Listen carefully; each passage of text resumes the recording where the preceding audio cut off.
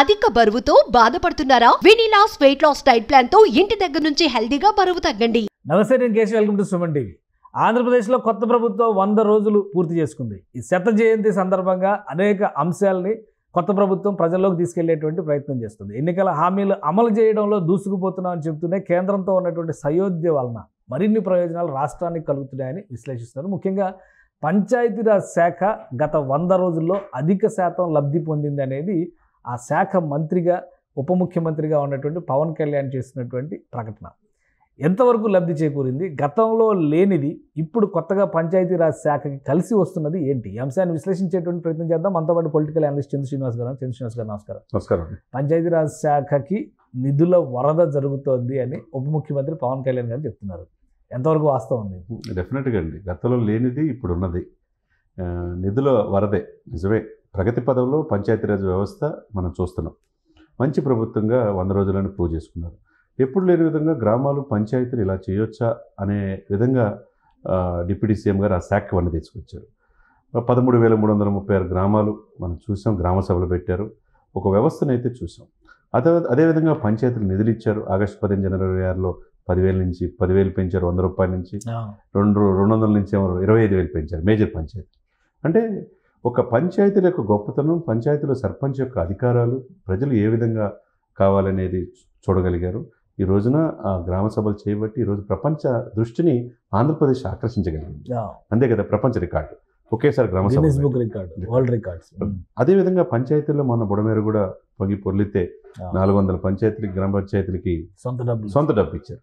ఇకపోతే ఈ ఒక ఎత్తు, ఇది వ్యక్తిగతంగా పవన్ కళ్యాణ్ గారు ఆ శాఖ మంత్రిగా ఇవ్వటం ఒక ఎత్తు అయితే, ఈ గ్రామ సభలు పెట్టడం ద్వారా 4,500 కోట్లు కేటాయించడం ముఖ్యమంత్రి గారుగా ప్రభుత్వం తరపున చేసింది. వీటితో పాటు కేంద్ర ప్రభుత్వం సకాలంలో స్పందించి ఈ ప్రభుత్వం వచ్చిన మొదట విడతనే దాదాపు 988.62 కోట్లు ఇచ్చారు. మళ్ళీ ఈ 100 రోజుల లోపే, అంటే 20 తారీఖు నిన్న ప్రకటించిన దాన్ని చూస్తే 988 కోట్లు, అంటే దాదాపుగా 2,000 కోట్లు ఒక పంచాయతీకి నిధులు వరదలాగా. ఈ డబ్బులన్నీ ఎక్కడి నుంచి వస్తాయి? గతంలో ఎప్పుడు అసలు ఇలాంటి ప్రకటనలు చూడలేదు కదా. అంటే కేశవ్ గారు చెబితే తెలుసుద్ది. గత ప్రభుత్వంలో శాఖలు ఎవరు, మంత్రులు ఎవరు, ఏం చేస్తున్నారో కూడా తెలియలా, బహిరంగ ఇట్లా మీటింగ్ చెప్పాల. అట్లా ఏ నిధులు దేంట్లో ఉన్నాయి, దేంట్లో డైవర్ట్ అవుతున్నాయో కూడా తెలియదు. ఇప్పుడు చెప్తున్నారు కాబట్టి, వీళ్ళు సుపరిపాలన దిశగా వెళ్తున్నారు కాబట్టి, ఏది చేసినా ప్రజలకి విత్ స్టాటిస్టిక్స్లో చెప్తున్నారు కాబట్టి మనకు తెలుస్తుంది. కాబట్టి ఈ రోజున మనం చెప్పుకోగలుగుతున్నాం. అంటే పంచాయతీలకి ఎప్పుడు లేని విధంగా పూర్వవైభవం ఈ ప్రభుత్వం, ఈ కూటమి తీసుకొచ్చిందనే చెప్పాలా. దీన్ని మరి ముఖ్యంగా పవన్ కళ్యాణ్ గారిని, అంటే జాతీయ పెద్దలతో, మోదీ గారితో ఉన్న సంబంధాలు కావచ్చు, ఒకవైపు అనుభవం చంద్రబాబు నాయుడు గారి యొక్క ఇదితో ఈ చొరవ తీసుకోవటం వల్లే పంచాయతీలకి ఈ రోజున 2,000 కోట్లు విత్ ఇన్ షార్ట్ టైంలో వచ్చినాయి. అంటే ఒక గ్రామం. ఒకటి చంద్రబాబు నాయుడు గారు నిన్న రివ్యూ చేశారు గ్రామీణ నీటిపారుదల శాఖకు సంబంధించి. అది కూడా పవన్ కళ్యాణ్ గారే చెబుతున్నారు. అది కూడా జల్ జీవన్ మిషన్ నిధులు మొత్తం కూడా ఎక్స్పైర్ అయిపోయినాయి, మురిగిపోయినాయి లాస్ట్ టైం. వాటిని ఈసారి సద్వినియోగం చేస్తాము అనేటువంటి ఒక మాట చెప్పారు. అంటే పంచాయతీ రాజ్కి వచ్చే నిధులు, జల్ జీవన్ మిషన్కి వచ్చే నిధులు వేరువేరా, లేదంటే మళ్ళీ అదే కోటాలో ఇవన్నీ కూడా కన్సిడర్ చేయాలి? జల్ జీవన్ మిషన్ సపరేట్గా ఉంటాయండి.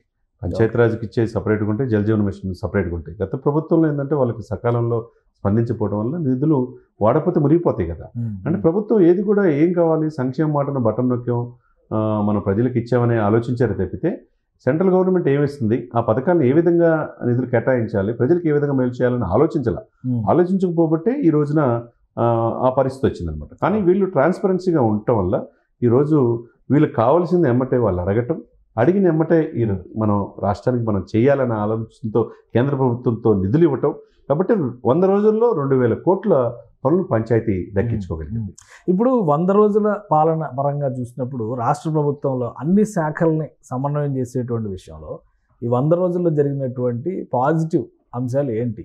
ఏదైతే మార్పు అని ప్రజలు కోరుకున్నారో ఆ దిశగా ఈ ప్రభుత్వం అడుగులు వేయగలిగిందా? డెఫినెట్గా అండి. 100 రోజుల్లో మార్పు అంటే ప్రతి ఒక్కరికి అకౌంటబిలిటీ, పారదర్శకత తీసుకొచ్చగలిగారు. అసలు పంచాయతీ సర్పంచులు విలువే లేదు గత ప్రభుత్వంలో. వాళ్ళకి ఏం పవర్స్ కూడా లేవు. వాళ్ళకు ఒక ఫ్రీ హ్యాండ్ ఇవ్వగలిగింది. వాళ్ళకు ఆ పరిధిలో ఏమేమి పనులు కావాలో వాళ్ళ చేత ప్రభుత్వం తెప్పించుకోగలిగింది, నిధులు కేటాయించగలిగింది. కాబట్టి పంచాయతీలు బాగా ఎప్పుడు లేని విధంగా వాళ్ళకు ఒక జీవం పోశారు. వెంటిలేటర్ మీద ఉన్న వ్యవస్థని వీళ్ళు మంచి లైవ్లో తీసుకొచ్చారు. గ్రామాలని సస్యశ్యామకం చేసినప్పుడే, గ్రామాలు సర్వతోముఖాభివృద్ధిగా ఉన్నప్పుడే దేశం బాగుంటుంది అనేది చక్కగా తీసుకెళ్ళగలిగారు. ఎందుకంటే అనుభవం ఉంది కదా, 4 దశాబ్దాల అనుభవం చంద్రబాబు నాయుడు గారికి ఉంది. తర్వాత పంచాయతీలకి గ్రామాలకు ఏదైనా చేయాలన్న ఆలోచన ఆ శాఖ మంత్రిగా పవన్ కళ్యాణ్ గారికి ఉంది కాబట్టి వీరిద్దరూ యొక్క సమన్వయంతో దీనికి పూర్వవైభవం పంచాయతీరాజ్ వ్యవస్థకు తీసుకొచ్చారు. రైట్. థ్యాంక్ యూ చంద్ర శ్రీనివాస్ గారు. ఇది పంచాయతీరాజ్ శాఖకి సంబంధించి ఆ శాఖ మంత్రిగా పవన్ కళ్యాణ్ తీసుకున్నటువంటి బాధ్యత ఫలితంగా 100 రోజుల్లోనే దాదాపు 2,000 కోట్ల రూపాయలు నిధులు కేంద్ర ప్రభుత్వం నుంచి మంజూరయ్యాయి. అలానే రాష్ట్ర ప్రభుత్వం పంచాయతీల అభివృద్ధికి సంబంధించి మరో 4,000 కోట్ల రూపాయలని కేటాయించినటువంటి పరిస్థితి. 100 రోజుల పాలనలో ఇటు పంచాయతీరాజ్ శాఖ, అటు విద్యాశాఖ, అలానే మరిన్ని కీలకమైనటువంటి శాఖలు, ముఖ్యంగా నీటిపారుదల శాఖ ఇటువంటి వాటిపైన తీసుకున్నటువంటి నిర్ణయాలు, రివర్స్ టెండరింగ్ లాంటి వాటిని ఆపడం అనేది ఈ ప్రభుత్వం సాధించినటువంటి విజయంగా చూడాల్సి ఉంటుందని చంద్ర శ్రీనివాస్ గారు తెలియజేస్తున్నారు.